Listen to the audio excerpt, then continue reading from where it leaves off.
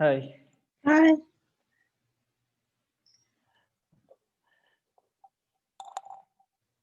Okay.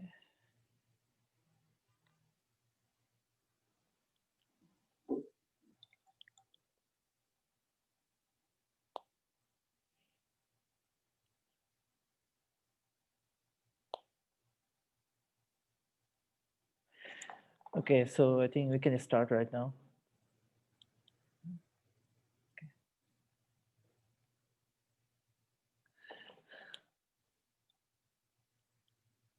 Okay, 1, 2, 3, 4, 5, 6, 7. Okay. So shall we start, Sister Wangmo? Well, thank you so much. Good morning to everyone. It's really lovely to have us back here again. And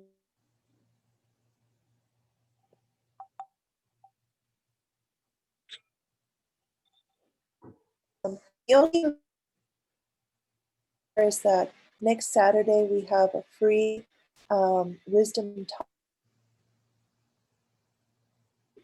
and this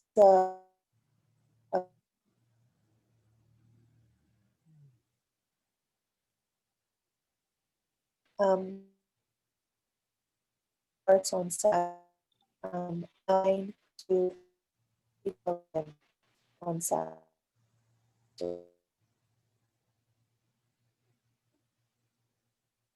We'll have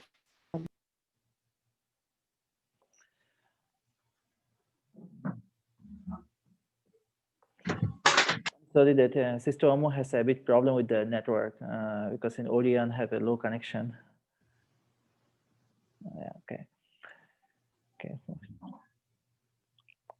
Okay, here you go. Okay, very good morning, everyone. Thank you very much for joining this class, and welcome back to our session. So last class we discussed about a little bit about pre-Buddhist Indian culture, and we also discussed about the historical Buddha's biography and and the first sermon of the Buddha. So I recall to a little bit about the last courses. So we got a brief idea about what was the happened I mean the contemporary time of the Buddha and the before the Buddha's time and their philosophical thoughts. So one point we know that the concept of freedom was there. It was known as moksha or bimukti. So they have a most of the two concept was very popular. It was eternalism standpoint, eternalism, and the nihilism. So in Pali and Sanskrit, we say that Sasatavada and Uchetavada. One is the eternalism and nihilism. But when the Buddha was practiced and he realized that it should be the neither eternalism nor nihilism, and he explained about the thought of the middle way. So in the first sermon, we came to know about some important part about the middle way. What is the exactly middle way? So middle way we can explain from various aspects, like a neither hard nor soft, something like in that way. But in Buddhist standpoint, middle way is represent about neither eternalism nor nihilism. And in another way, it explained about nor self mortification or sensual indulgence. So so so be, so this is the thing that he avoid the term about austere extreme austere practice. So 6 years he had a tremendous journey, and throughout his journey he had after he renounced he started practice and he has done many yogic practice.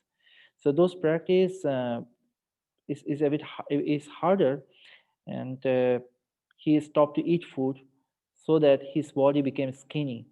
And after one generous woman, her name is Sujata, offered a rice ball cake and and rice bowl. So he felt and he received the prince Siddhartha Bodhisattva received this offering. And after a while, after that, he felt good and he contemplated his practice very well. So in the the night of enlightenment, it was uh, it was amazing, and he had a he had an extraordinary realization in on the night of enlightenment. So according to the Udana, one text, this text is a verses of utterance. So in the text, in the night of enlightenment, the Buddha had three realizations. The, and he divided into the night into three ways: first watch, second watch, and third watch. The first watch of this night, he realized about the past life experiences. So from the Jataka, traditional Jataka story, or the Buddha's previous birth story, we came to know about 449 lives, as a Bodhisattva. So, so it says that he got this knowledge about 549 past lives, what happened to him, at the first watch of the enlightenment night. And the second watch of the night, he realized about karma and its resultant, and he talked about the karmic consequences and how karma relevant to the cycle of the samsaric bubble. And third watch of the night, he realized about dependent origination. And dependent origination is one of the amazing teaching in the Buddhist thought. So dependent origination, it says in Pali, paticca samutpada, and Sanskrit, pratitya samutpada. So it's have a systematic order, and according to dependent origination, we came to know about the 12 links, the 12 sequences. So it starts from birth to death and rebirth. So the Buddha started dependent origination from ignorance. Because of ignorance, one came into the samsaric existence. So dependent origination is it's have a two orders. One is forwarding and reversing. So forwarding order start with the origination of ignorance.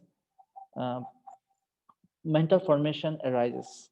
With the origination of mental formation, form and name are arises. With the origination of nama rupa, of mentality and materiality, consciousness arises. So in reversing order, it mentioned in reverse way, it says, with the cessation of consciousness, nama rupa, or mentality and materiality, ceases.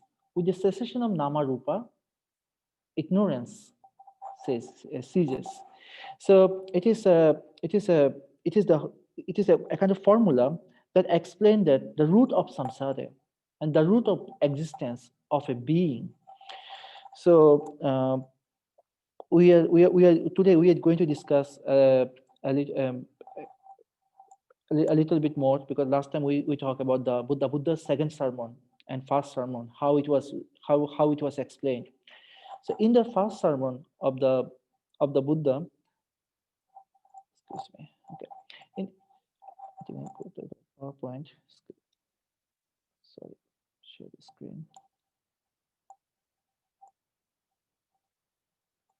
I'm sorry, I'm sharing this my screen. I have a PowerPoint. Just a moment to share screen. Okay, first sermon of the Buddha, we came to know as the Dhammacakkappavattana Sutra. What was he gave the brief realization, brief understanding what happened to him in the night of enlightenment. And he discussed this sermon. It's 400 to 500 miles away from the main place of Buddha Gaya. And after he enlightenment, he approached to Saranath and present-day Benares, where his fellow ascetics are waiting. So it was a initially after the Buddha, after his enlightened, he thought whether he should teach this teaching or not. And he, in Pali, let me allow to say the Pali some word. But the Buddha said that the Dharma I realized, it is Adhigatu Kome I am Dharma, Duddhasa Dudanu Buddha. That means the Dharma I realized, it is very hard to understand, it's very subtle and very profound. So whether I should teach or not, he was thinking. In the same time, he thought that maybe maybe there is not many people who can realize this dharma. So he has a dialogue between himself and a deity from the heaven, according to the according to the scriptures. So they requested some deities from heaven, from Brahma world, or from they requested that the Buddha, you should be teach for the sake of many beings. So then he decided that he should probably talk to his former two teachers. Unfortunately, both of the teachers passed away. So then he decided that, okay, maybe I can talk to my understanding, my realization, share with my fellow five ascetics who practiced with me for the last 6 years. So those ascetics were in the same at the time they were in sadhana. So Buddha went and Buddha approached to them, and he started to talk about. Initially, he gave the talk. He started the sutra with with providing a clear understanding of middle way, and he said that middle way is avoidance of self modification and sensual indulgence. So last time we discussed a little bit. Self indulgence is devoted to sensual pleasure, which refers to sensual object, base, vulgar, common, ignorable, and unprofitable. And self mortification, this is a devoted to the self affliction that is also painful, ignorable, and unprofitable. So he said that you once need to avoid these two extreme views, and one need to came to the understanding with the realization of middle way. We cannot go to the we cannot follow through the self mortification and self indulgence. Actually, those two extreme views are based on his personal journey, personal realization. And if you go to that another very famous sutra is called that uh, it, sorry, I'm sorry. In this time, it's not appearing, but it's from Majjhima Nikaya. The Buddha said that, sorry, Kaccayana Gutta Sutra is a sutra name. In the Kaccayana Gutta Sutra, Buddha explained that what is the middle way. He mentioned that attitito Kaccayana, I am Ekanto, nattitito Kaccayana, I am Dutiyo, eteto ubhante anupadhamma majjhima tathagatam dhammam desati. So he said that extreme is one view, non-extreme is another viewpoint or another standpoint. So both ete to ubhavante, the both extreme view, one should be ignored. And my journey, my teachings, my practice based on middle way, middle path. And in first sermon, we the Buddha provided clear definition and clear knowledge about Four Noble Truths. So that is very important point. And whole teachings, the Buddha's whole teachings are based on Four Noble Truths. So in one point, Buddha said that throughout my teachings, my journey, I talk about the two things. One is the origin of suffering and cessation of suffering. So so when he was going to start about the Four Noble Truths, he provided the idea about suffering, the truth of suffering. So in the first sermon, the truth of suffering is mentioned as dukkha, or dukkha arya satcha. Satcha means truth, dukkha, or dukkha. So I think it's very common term in Pali and Sanskrit, dukkha. I think you maybe heard from some Buddhist teacher. They often speak this term dukkha. So literally, it translates as suffering, or pain, or lamentations. So one need to be understand to follow the path. One need to understand suffering as suffering, the truth of suffering. So it is you can be suffering. We can be another way we can translate as dissatisfaction. It is another translation. Like the opposite of we can understand that another way. Opposite of suffering is happiness. So it is very big topic. What is suffering? How do you understand this is the suffering? So, according to the first sermon, Buddha talked about the eight. He provided eight types of suffering. They are, uh, they mentioned that birth is suffering, aging is suffering, illness is suffering, death is suffering, associating with what is displeasing, separation from what is pleasing. Those are suffering, and not getting what is wanting, This is also suffering. And five aggregates are subject to change. Those are sufferings. So he gave this initial idea and how all those things are connected to the term suffering. Actually, to understand the suffering as suffering, one need to understand the impermanence. Maybe in the Western thought, it's a bit unusual to explain about the impermanent. But impermanence, he gave a clear description about impermanence in his second sermon, which one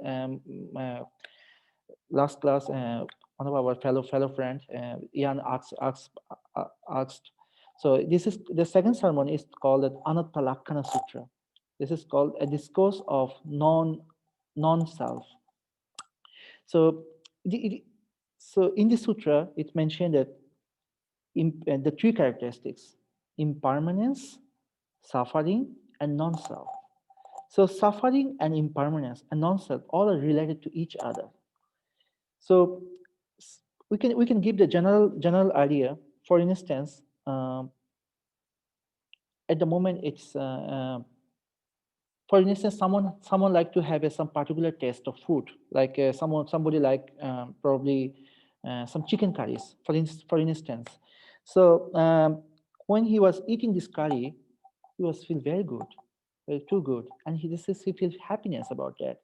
So his favorite curry is chicken curries, and uh, and and another day he would like to eat these curries, but he couldn't find nearby his restaurant this curry. But he needs to follow that another one, another food for his survival. So that make him disappointment as well. So noticing disappointment, that is also suffering.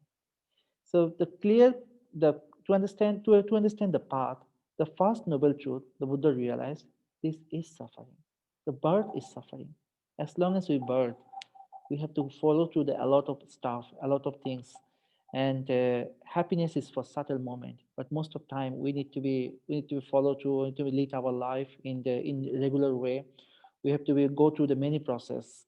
After you're born, we need to be a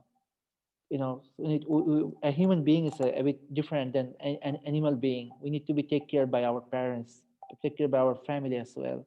So when you recognize this thing, that how it feel like yes, we cannot be taken care by ourselves when we were children.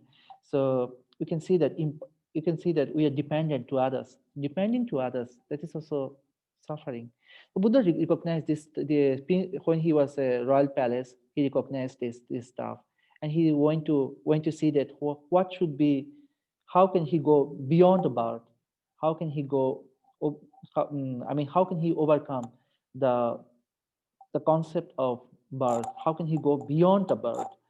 So to understand, to follow the path, he said the first noble truth: the suffering is the truth of the suffering. So describing the depth of suffering, the Buddha also mentioned that that illness and aging and rebirth, this all are interconnected to each other. All it is all of the samsaric, the process of the life.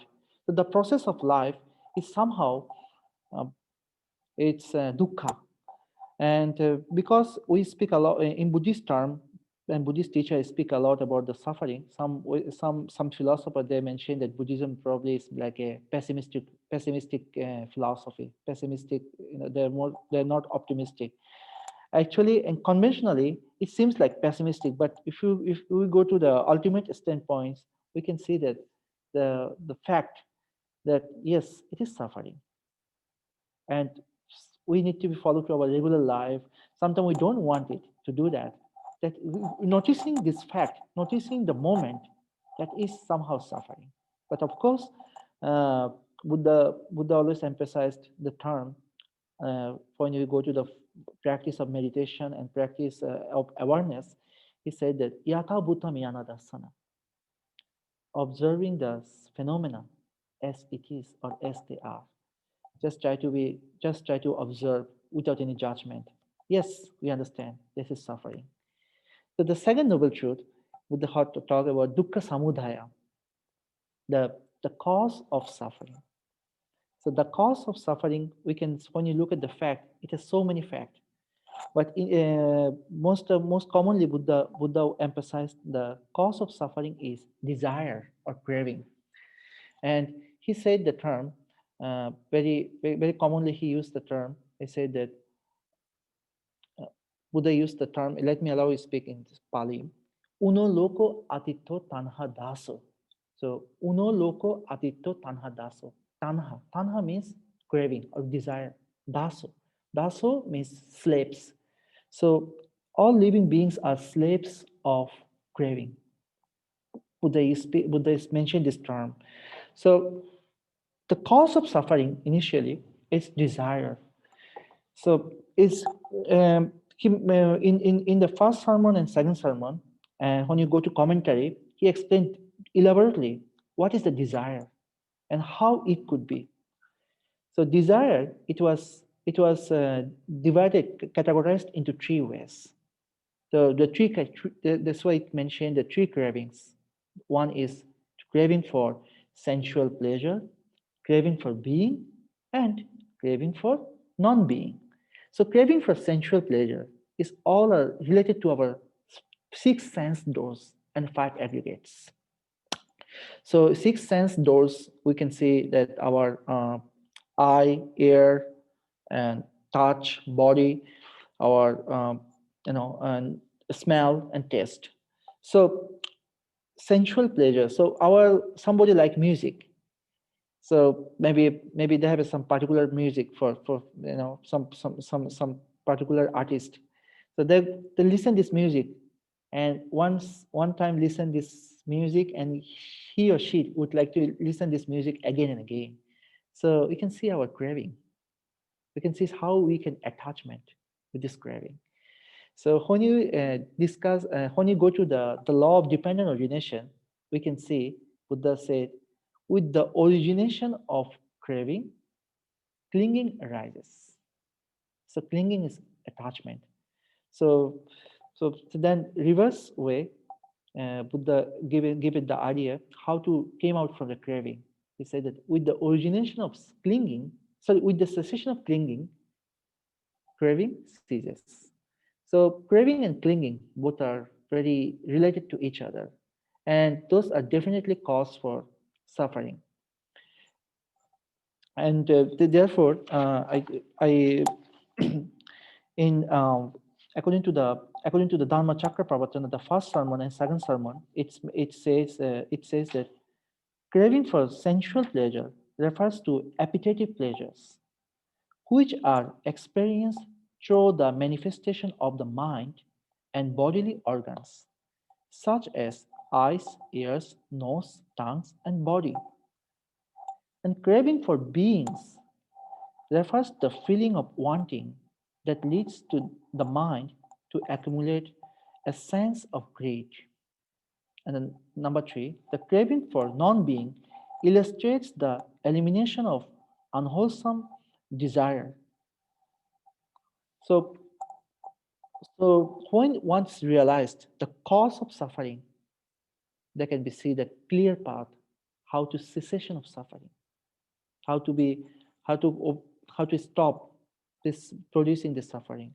The cessation of suffering, is a thought noble truth, and Buddha said as that it is the reminderless fading and cessation, renunciation, relinquishment, release, and letting go of every single craving.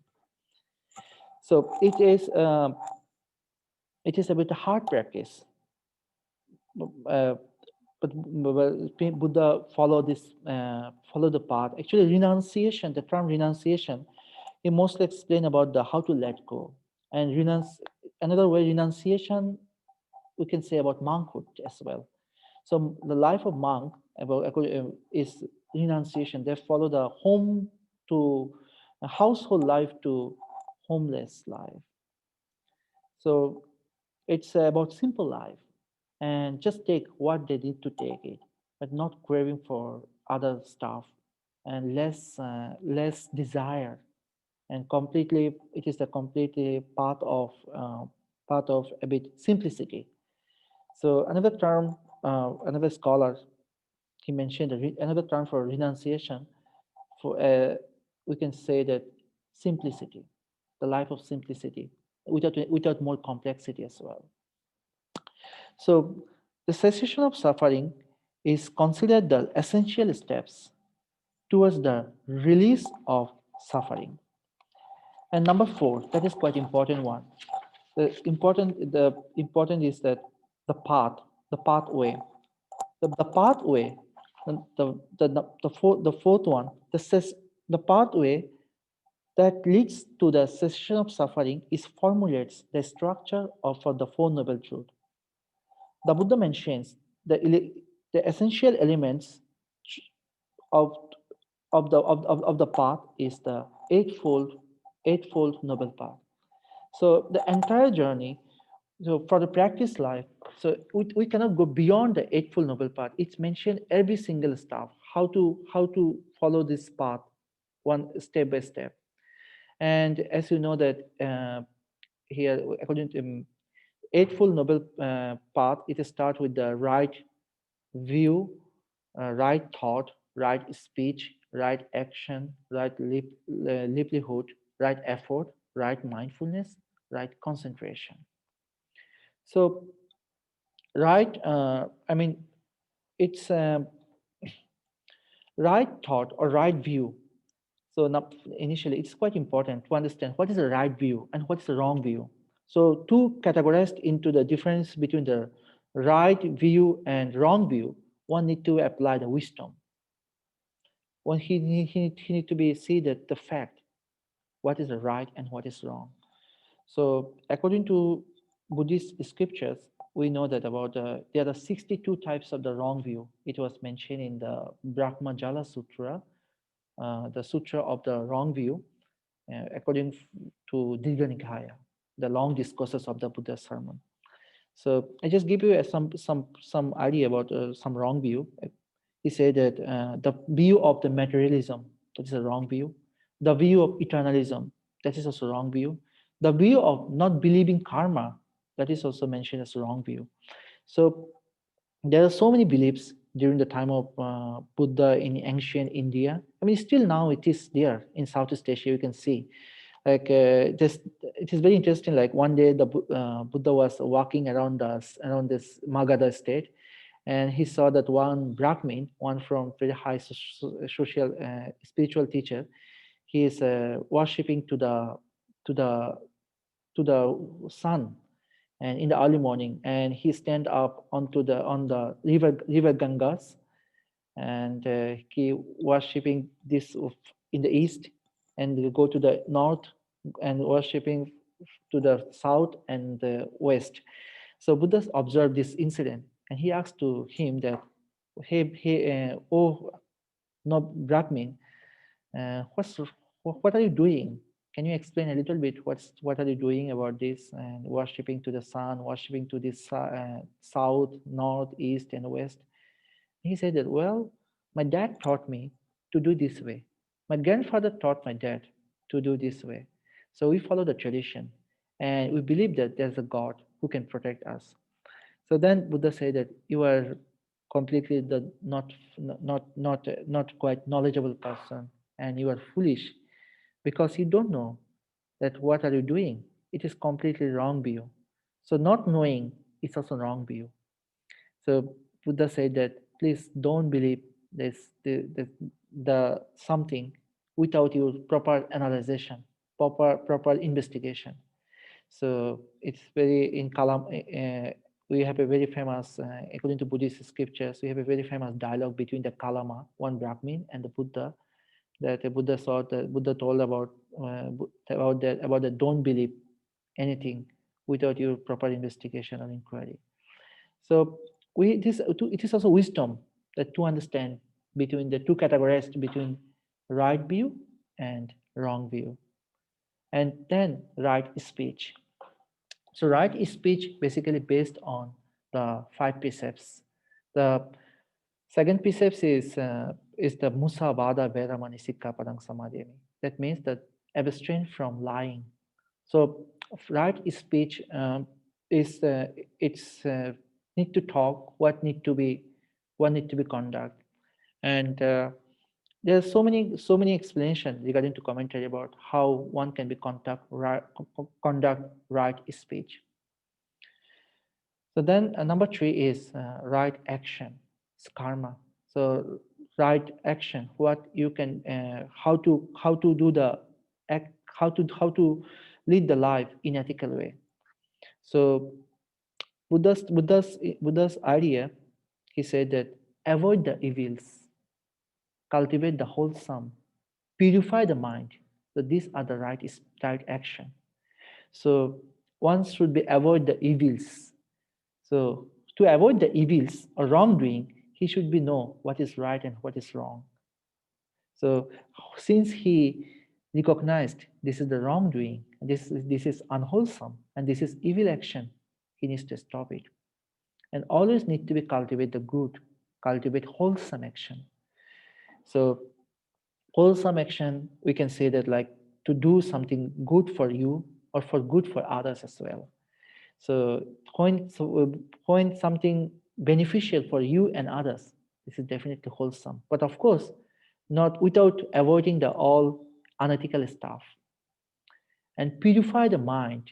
So purify the mind is the word is Buddha you speak the term suchitta pariyadevanam. This mentioned suchitta means pariyadevanam. That means that purify the mind like clear water.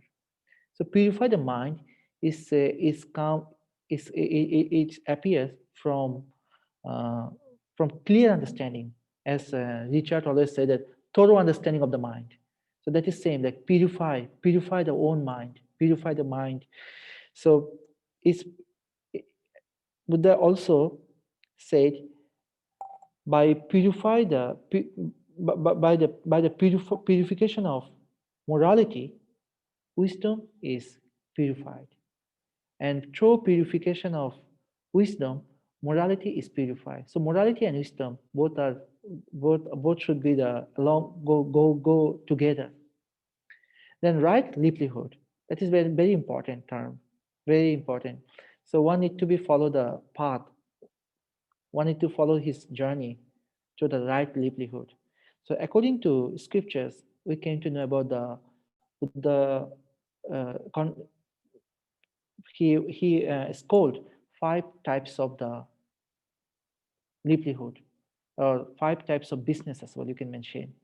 So those five businesses are, one is that don't be conduct with humiliation or human manipulation, and don't do that business with animals or animal slaughtering, animal killing, and don't sell weapons. It can be which can be destruction for others, and don't sell uh, poisons. And also that another one is I'm sorry that it's not appearing to me at the moment, but there are five types of business. It was prohibited by the Buddha. It was mentioned in the Vyagga Pajjaya Sutta from Majjhima Nikaya. Vyagga Pajjaya Sutta. So it's this sutra is talk about that what happened if someone do this kind of business, and what happened to his own life. Like when you have a business with animal, like killing animal or slaughtering animal, this guy cannot have a stable mental calmness and peaceful in his mind. So he always his mind always be destructive. So it's very important to understand what is the right livelihood. And another one is this number six, right effort. Right effort, it should be like a to constant, it's based on the concentration as well. So and also wisdom too. So the doing the work we are doing, we have to understand that whether we have to make sure whether we are providing right effort or not. So through using this, through providing the right effort, we can make this work more professional, more better, and it can be more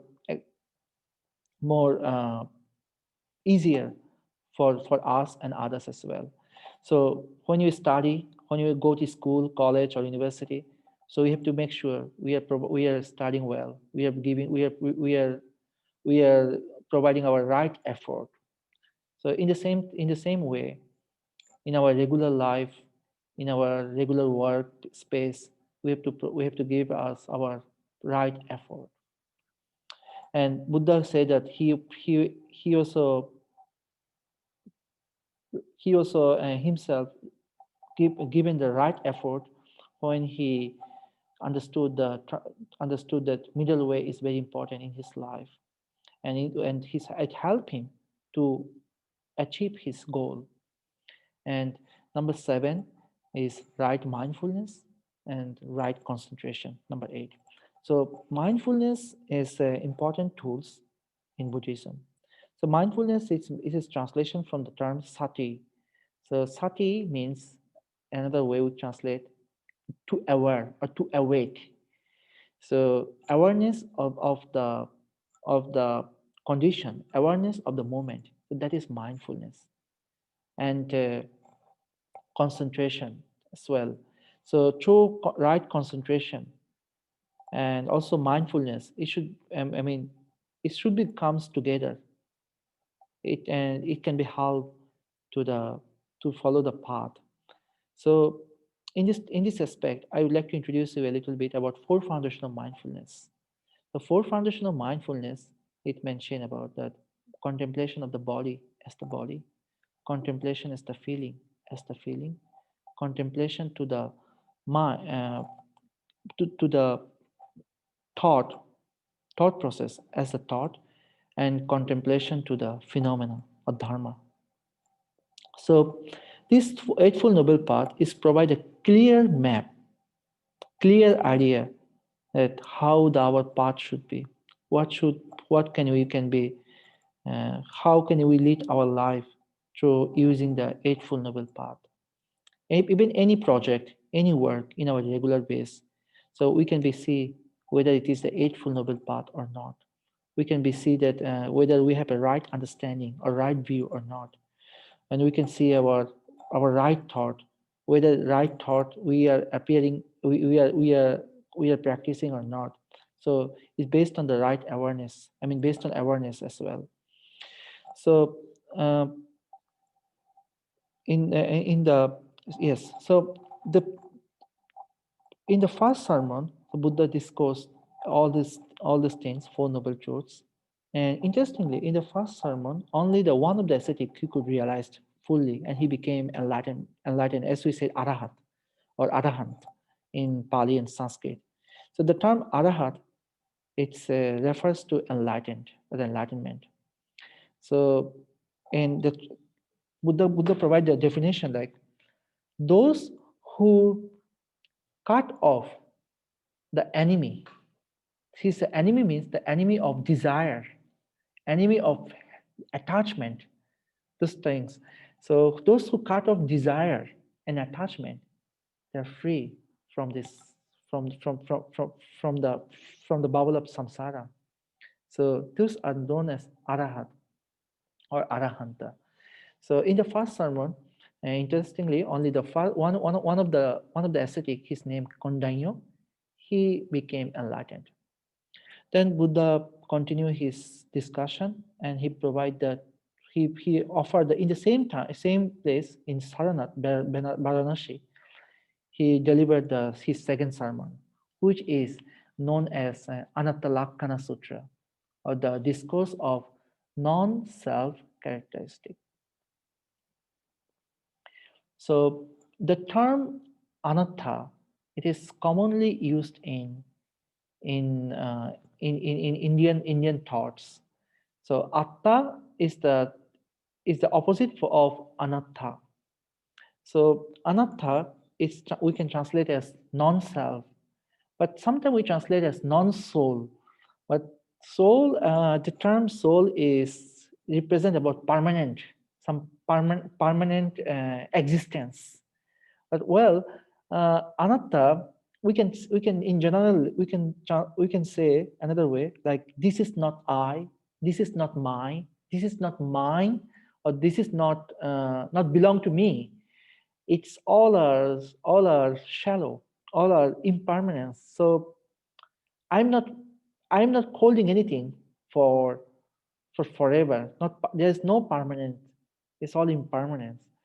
And this Walpurga Rahula, one very in the last few decades ago, very I mean, very famous scholar from Sri Lanka, he said that the doctrine of anatta or non-self is natural result of or corollary to the analysis of five aggregates and the teaching of condition genesis. I mean, this is the condition genesis. This is the teaching of dependent origination. So we just understanding in short, anatta is the term. I mean, realizing the non-self is just realization of that I'm this is the thing, the body I have, this is just for few years, for not for permanent. It's not I just I mean it's it is something like a impermanence. So whatever we are observing at the moment, this is these are for certain moment, but every moment and every moment is different than previous moment. So this we cannot behold anything. We have to be let go. So understanding that self as non-self, that's also denotes as right view. So another way we can explain about the self, or what is self, or atta. Actually, Atman, as I mentioned, that in Indian term, them explain as permanent soul. And in Vedic philosophy or pre-Buddhist Indian historical time, in that period or so, this is a very popular concept. There's Atta, very popular concept. So based on Atma or Atta or soul concept, they started to believe in God as well. But however, the idea of self is an imagination, wrong view, which has no corresponding reality, and it produces harmful thought of me and mine, selfish desire, craving, attachment, and hatred, ill will, conceit, pride, egoism, and other defilements, and which are, of course, impurities and problem. May I ask that, do you have any kind of any question that at this point?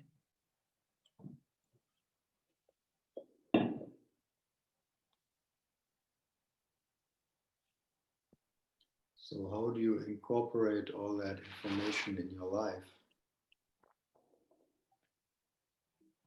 Excuse me. Can you repeat again, please? How do you incorporate all that information into your daily life?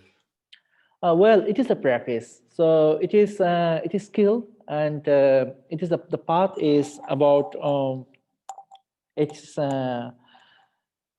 yeah, it's a good question. It's a gradual process. So since you according to the traditional way, uh, we start the day. I mean, a traditional way they prefer for taking precepts. So after taking precepts, normally for lay people, they take the five precepts for the regular basis. The five precepts are abstain from killing, abstain from not speaking lie, abstain from sexual misconduct, abstain from stealing, and abstain uh, from taking intoxicants. So when you regular way, when you go to this practice, and you can see that clear way, then you can see that the noble eightfold path, it can be it can be appearing to you. And of course it's tough in the daily life. A lot of things are going on here and everywhere. It's sometimes difficult to follow through, follow through. But the main thing is that noble eightfold path is a clear instruction, and it is healthy practice somehow for have a clear mind and clear understanding of life, and to using the right view how the life should be. and how can we act ethically. And we can say another way, we can say that Eightfold Noble Path provides us one clear ethical directions. What should we do and what should we not do? Of course, as we say that it is a gradual process. So the whole life is a journey. We can try our, we can provide our best effort in this journey that, okay, we are in the path. I have a question, Yeah. Sandra. It says, I wrote down here, it says there's no unchanging permanent self, soul, or the essence in phenomenon. But then, so where does the idea of, reincarnation or the immortal soul fit into that? Well, yeah, reincarnation.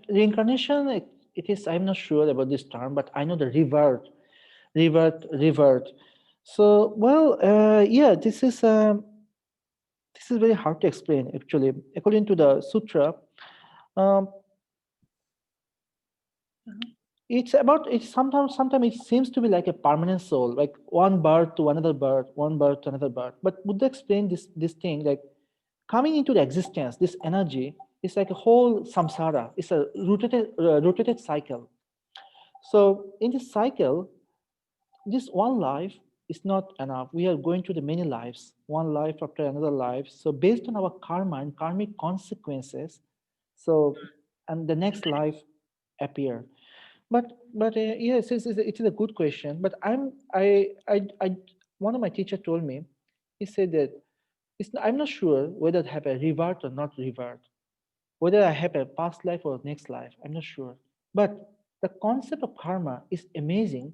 It helps us to stay into the path, because since I know that if I do the good or wholesome action, good things come to me back. I should continue my wholesome path. If I do bad things, bad consequences or unwholesome consequences appear. So the concept of karma is keep the people somehow within the boundary to follow the ethical perfection. And during the Buddha's time, there is one very popular philosophical thought. It was known as Uchchadavada.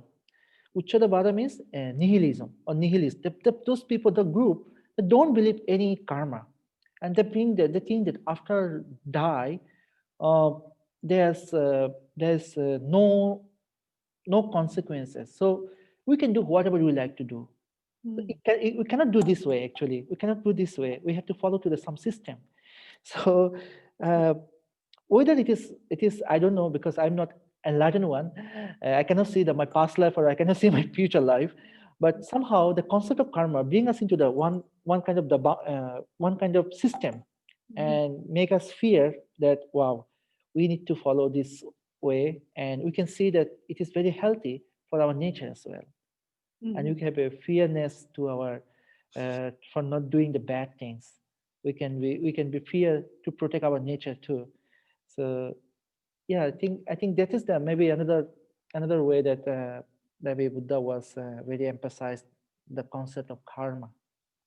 So karma is it's not clear whether or not karma is like by per lifetime or whether it came from a previous or lifetime, right? Yeah, we don't know. But so there's a conversation actually in the sutra as well. This same question, one Malankaputra is one Brahmin. He asked to the Buddha. He said that can you tell us that about karma? And Buddha said karma is achintaniya. Achintaniya. That means unthinkable. The law of karma is unthinkable. And sometimes we can see that some people, they have done very bad things in their whole life. But we can see that they have a very very nice life. And what is karma? Oh, right. That's right. Yeah. Yeah, where is karma? But sometimes it appeared immediately for some people. Right. Yeah, it's tricky. That's for sure. Okay, thank you. You're welcome. So, but anyway, this concept of karma is, I feel like it's a very close to nature. We are following to the, we are protecting nature as well. We are protecting our Mother Earth as well, and following the karma and fear to the karma is provide us a bit. We are in the boundary. We are not desperate. We don't think for like there's no consequences. So Buddha's somehow I think he was very smart. I mean, he make the people, and he provide this, offering this idea of karma. He provide us, he provide how can the society should be the peaceful and sustainable as well. So yeah, so now we continue that about this a little bit more about Anatta, the second discourses of the Buddha. So in the second discourses, he when he talk about the non-self, and he said that five aggregates. These are like form like materiality, or nama rupa. Rupa is we translate in English form, feeling, vedana, perception, sanya, mental fabrication, sankara, and consciousness. These are no self. It is a big, so these are not permanent. These are all subject to change. All are subject to impermanence. So I'm just hearing here in this slideshow. You can see read the translation. Buddha explained actually all the terms, but here we just explain about consciousness only. He said that if form, feeling, perception, mental formation, consciousness is not self. If consciousness were the self, the consciousness would not lend itself this ease. It would be possible to say, with regard to consciousness, let my consciousness be thus. Let my consciousness not be thus. But precisely because consciousness is not self, consciousness leads itself to this ease, and it is possible to say, with regard to consciousness, let my consciousness be thus, let my consciousness not be thus. So actually, it's very tricky. Actually, all the sutras are a bit tricky in the mainstream sutra. But if we go to the very in-depth way, we can see that we can see that just observing this phenomena, the consciousness, as and ups and down of this mind or mental phenomena, as it is or as they are, without any kind of judgment. So don't think for no past, no future, but staying with the present moment. So this is the very key concept of the Buddha's term. He said, "Appamadam amatam padam." That means that staying. I mean, its literal meaning is heedfulness is the state of mindfulness. That another way we can say that is we have to stay with the present moment or present time instead of thinking for further over future or not for past. So sometimes thinking about past give us good feeling and sometimes bad feeling as well. And thinking about future, we became more worried. So it's better to stay with the present moment, and of course, based on our present doing, present moment, future is leading. So here, this anatta, this the non-self is that there's no I. I mean, this is not mine or this is not self. So it's, of course, I mean, sometimes we have a question. So what is this? If this is not I, this is not mine, or this is not self. So I sometimes think that maybe this may be the one energy. But anyway, but Buddha was very specified, and he did not actually. But in commentary, you can see a lot of explanation about atta and anatta. But in the sutra, the mainstream scripture, we can see that. But a few instruction like this, and he continued in this Anattalakkhana Sutra.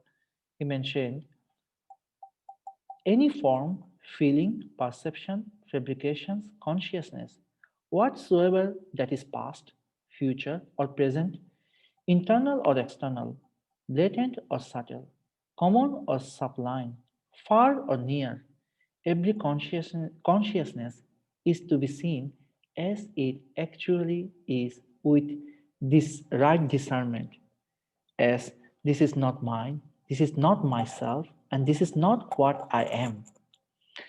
So um, we can see the impermanence. So it can help us actually to renunciation, to let go the fact.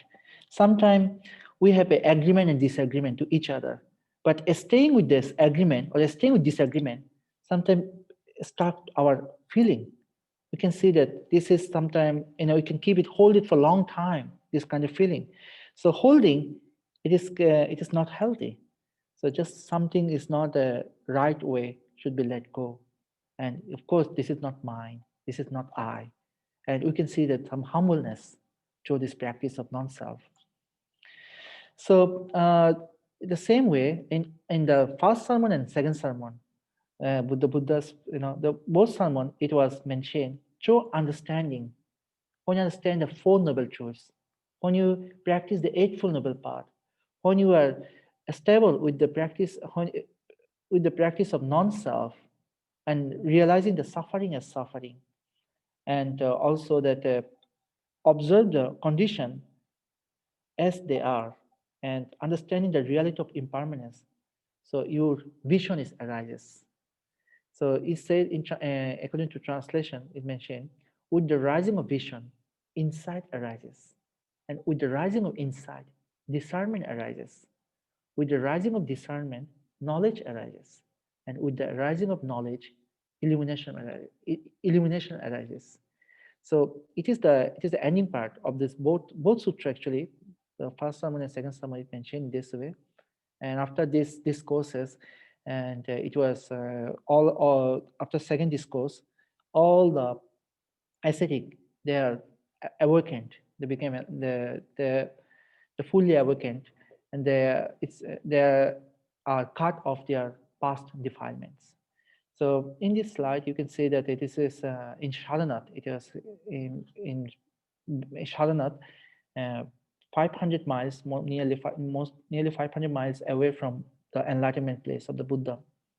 So they have make a, if you have a chance to go to the pilgrimage, so you can see that this statue there, it's the middle, you can see Buddha. It is actually one of my very favorite picture. He is my teacher. When we have a pilgrimage, so nearly many years ago, 10 years ago, I took this picture. So anyway, so then after the first sermon and second sermon, the five disciple, the five ascetic, they became a disciple of the Buddha, and they became a noble followers. So in the same place, the Sangha, Sangha means community. So monastic community was started, and when the people came to know, see him, and they listen to the Buddha. In it, after the five disciple, it says that 61 Brahmin people from the higher society, they take a refuge to the Buddha. And it's a very famous sutra that said, Yasha Thera, his name is Yasha, and his 60 friends all came to see him, and Buddha, they explained about the purity of the mind, and Buddha explained about the Eightfold Noble Path to them, and they all came to the order, and they said that, okay, Buddha, we like to follow your path. So they became ordained as a monk. So that's ordained as a monk, like a household life to the homeless life. So they just follow. They depend on the people's support. They take the food, whatever people like to give the path. So in the ancient time, following the monkhood life, it reveals as a very privileged and extraordinary practice too. So now another, the nature of Buddha's teaching, he had a compassion and loving kindness. So it was says that compassion is the core teaching of the Buddha's of the Dharma. So he said that the term Buddha is the only one who told this term like sabbe satta sukhita bhavantu. That means all living beings be happy. All living beings. He did not mention only, he did not say all human beings. He said sabbe sattva or sattva in Sanskrit. So all living beings be happy. So he's a great compassionate way. And of course, you know that we know that killing is prohibited. Even killing animals also prohibited in the teaching, in the nature of the teaching of Dharma. So when he explained the compassion, he said that Buddha explained that compassion is similar to mother's love. It's a noble, pure-hearted practice. With a boundless heart, a mother protects her life and offspring. In a similar way, one should extend his compassion towards others without demanding any expectation. So it is when you, according to Theravada practice, even all the tradition, Mahayana and Vajrayana, Tibetan tradition, all the tradition they practice the way that they do the metta bhavana, or the meditation or the practice of loving kindness meditation. So it's loving kindness practice meditation is thinking about the positive, thinking good, and extend your compassion for all living beings, not only for others, it's for every living beings. It is it is a fascinating, and it attract to the many people, and it helped Buddha to propagate his teaching throughout the India. So there are so many incidents happen. Actually, when you saw our class handout, I mentioned a few incidents, such as Kisha Gotami. There's one woman, one widow woman. She lost her husband and two sons within the same day. So she was completely out of the mind. So Buddha extended his compassion. I mean, he explained to her in the right way, and in skillful way, somehow very skillful way, to healing her pain. So in the same way, he helped many people, and it was out of compassion. So his teaching, he said that people, Buddha always encouraged his disciple, please extend your compassion without any expectation. And another thing of the Buddha's teaching, his teaching became accepted by ancient noble Indian community because he went through out of the race and out of the hierarchy system. So in the past, in ancient India, there were the four caste systems. So the high caste is Brahmin or the priest, and second one is the warrior or ruler or the kings there, and number three are the merchants or traders or business people, and number four are the employee, the worker who works at home and who works in the street. It mentioned as like a fourth caste. So the four caste system was, I mean, all over the India, it was very strongly existed. So Buddha was revolutionist somehow. And one thing, I mean, it gave him advantage throughout his teaching. Like he came from a royal family, and his former royal status provide him some advantage to meet with all the royal kings and others. So he told whoever he met, he speak everyone that there is no caste. It's all should be the equal status. So, but it's still there, and even present day also, there's the many communities that follow this caste system. So Buddha said that you became a Brahmin not by your birth. You became Brahmin by your deed and character. So Brahmin is they consider themselves as a high class society. So, but Buddha smartly handled. He said Brahmin means should be as noble one. So you can claim yourself as a noble by your action, not by born. You can born wherever you can. It depends on your karma, but by action, you can be make unique yourself, and everyone should be same and equal. You know, so there is no discrimination. So as well, no discrimination between the he's from the royal society or he's from the low. I mean, not royal, non-royal society. So all people should be have a equal status. I think maybe some of you maybe know that Indian the Dr. Ambedkar, B.M. Ambedkar, the who wrote the Constitution of the Indian in Indian Constitution of in 1947. So Dr. Ambedkar, he was from actually very initially he from the low caste society. Is mentioned in India, Sudra or Shudra. So from this, when he was children, he went to school, and he was always discriminated by his classmates and teachers as well. Even if he from in school, if he drink water from with using this glass, and other students they never touch this glass. They say that these people are untouchable people. So that hurt Dr. Ambedkar when he was in his early age. And he went to the UK and also came to USA for study and got a law degree and had a higher education. And then he went back to India. So he's talk about that who is the who can be the Brahmin or who can be the high caste society. There should be no caste system. And he later on he converted into Buddhism, and he said that in this community, I found myself that I'm a human being. But when I was in other community, I mean my past, my former life, my former lay life, I could not discover myself. I was always discriminated by others. So following his, every year, um, a lot of people are converting. And this group, Dr. Ambedkar, uh, he's a he's leading actually new Buddhist movement, and from 50s to until now, last 70 years, there are numbers and thousands of people.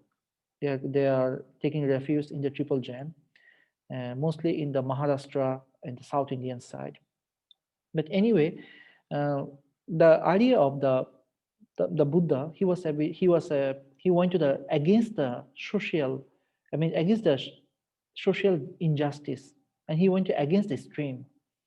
So he could not allow the term that if someone should be higher or someone should be lower. So there will be no hierarchy. And another fascinating thing of the Dharma propagation of the Buddha, it was he provided the same status to male and female. So he said that women have the same status as a male, and he allowed the female sangha to become or to. I mean, the women can ordain as a nun. So in the 2,600 years ago, it was unbelievable if we look back the social system, how women can practice as a monastic life, or how women can practice as a homeless life, as a in dharmic way. So Buddha was he was a revolutionist in this sense. So he said that women, he allowed a bhikkhuni or female nun into his own sangha. So he said that I established a sangha. It is based on fourfold assemblies. One is the laymen, lay women, monks, and nuns. And he acknowledged, he always I mean women's quality, and he said that women are nobler. Some women are nobler than men due to their wise reflection, virtuous behavior, or leadership ability, and undeniable quality of women of their natural ability to give a birth of a child. They very appreciated. So somehow we can be say that maybe that Buddha was feminist too, but anyway, but he wanted to tell this statement due to due to make sure that same status between male and female. So it helped that this all of his action and revolutionary movement, it helped him to propagate the Dharma all over the India. So it's that according to the scripture, I mean, in India at the time of the Buddha, there were the 16 states. It was not a united. All the states not were united. It was all the small kingdoms. Someone is a bit bigger kingdom. So it's all the 16 states. The Buddha's teaching rapidly within the 45 years propagated in the 16 states through non-violence way, and he used the non-violence communication, and of course based on his loving kindness and compassion. So I think that so I'm welcoming any questions and any discussions now.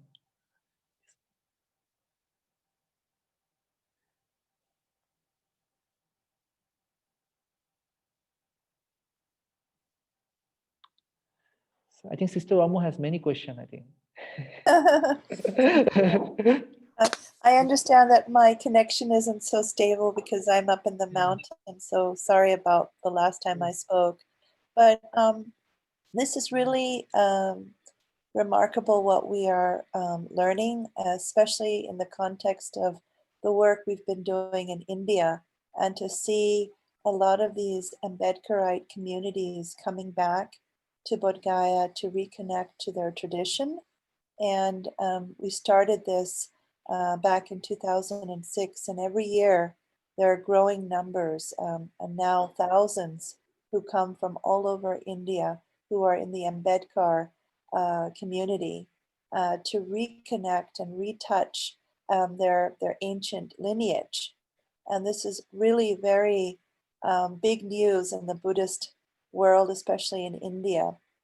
And so much of the work that we've been doing with the foundation is to reconnect to our roots, to these traditional roots, and to bring the Theravada Sangha back together. And I think we'll be going into the next classes about how the Sangha moved around and they were divided and for centuries not connected. So we're building up to kind of modern day time and looking back in our own history. So this is so important to know where our roots come from. And of course, to go through the principal teachings, the foundation of what the Buddha Dharma is based on.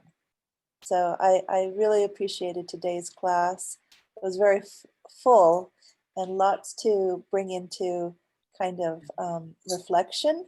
And the question, Jan, about how to bring this into our daily life, this is really what we are trying to do here at Dharma College, is to bring this conversation into direct experience so that we live side by side or kind of close to the Dharma, or at best embody it so that we're living with it in moment to moment experience. But that's our personal journey that we are all on.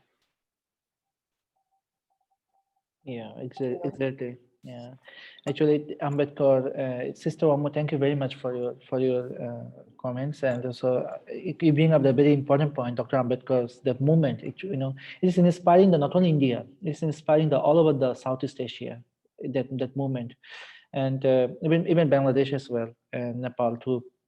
So many people, every year, and they are in Maharashtra and the South Indian side, they are they slowly engage, and they're seeing themselves like they said, okay, now we can get our rights.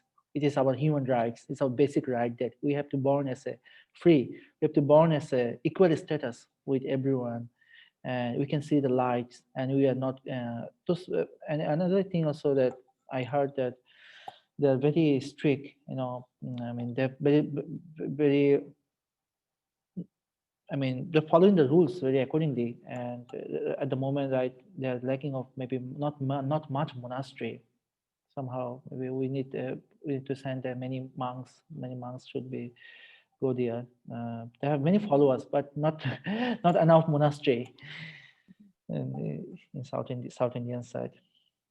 So this journey that we're going to go on through Sanjoy's class is really going to take us through, high point of the life of the Buddha all the way down to decline, and then taking it into sort of modern day history today.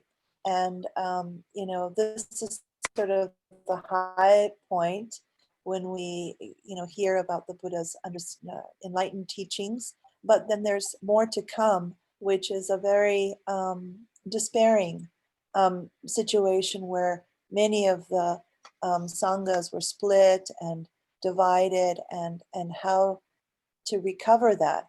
And some of the work that we've been involved in is to in a way bring them back together.